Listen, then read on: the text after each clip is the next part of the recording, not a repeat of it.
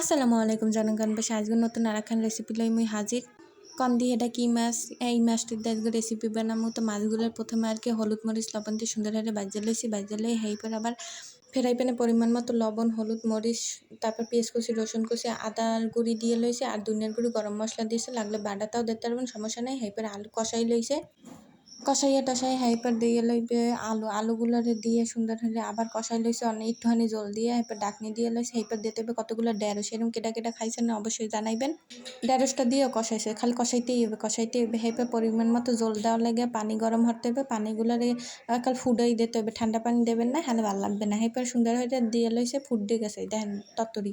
মাছগুলোর সুন্দর হয়ে দিয়ে লইছে এই যে জাকা নাকা করে একালে দিয়ে লইছে একাল পুরোটা সব সেদ্ধ হয়ে যাইবে আনে আর অবশ্যই মনে লাইক কমেন্ট শেয়ার করে ফলো করে পাশে থাকবেন আর ইউটিউব দেখলে সাবস্ক্রাইব করবেন তো হেইপারে আর কি জিরার গুঁড়িটা দিয়ে সুন্দর হয়ে এখন জোলগুলোরে টানাই লইতে হইবে একাল ভাজা ভাজা হরিয়া লইতে হবে জোল আর মাছই হইছে আন খাইতে এই যে দেখেন ফাইনাল লুক কি সুন্দর আইছে মাশাআল্লাহ অনেক সুন্দর হয়েছে আর অনেক মজা হয়েছে আপনারাও ট্রাই করেন সবাই আল্লাহ হাফেজ টাটা বাই বাই।